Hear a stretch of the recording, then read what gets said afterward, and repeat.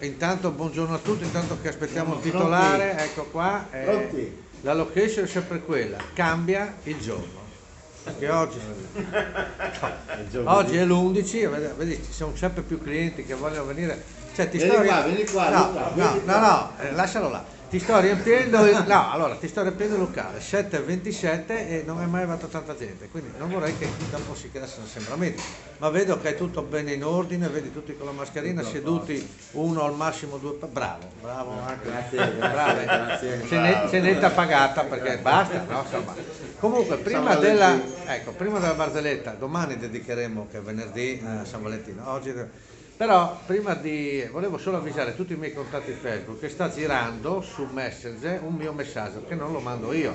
Quindi è un virus e il virus, c'è già il virus della pandemia, tua anche di tutti, la pandemia di tutti, e quindi non aprite, ecco, quindi però adesso andiamo alla barzellettina delle 7:30, la barzellettina mattutina, ormai questo è un cult.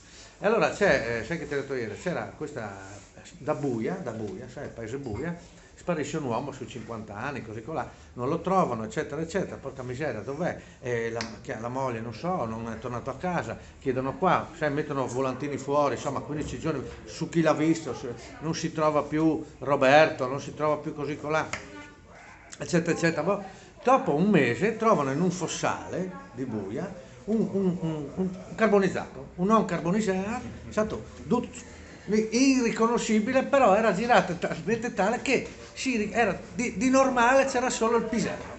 Cioè il pisello Allora, però lo porto a Vittorio e ho detto, ma come si fa a capire? Beh, chiamiamo la signora, la vedova, meglio di lei. Sì. Allora chiamo, signora, guardi che c'è un problema, qua abbiamo trovato il marito, oddio, non sarà signora, però è da Maiepo la Viodi, perché è solo lì che, oddio, non so, insomma, sai, Vittorio, il sindaco, è giù il carabinieri, la maresciallo, allora lei, oddio, signora, no, per l'amor di Dio, Sperini, no, insomma, tac, tirano fuori, sai, dal frigo, no? Vittoria, c'è la mortale, dal frigo, tutti in giro, lei prende, irriconoscibile, lei va lì, guarda, comincia a toccare, oddio, Sperini, no, oh no, non è il mio, ma non è neanche di Buia, lei ha detto.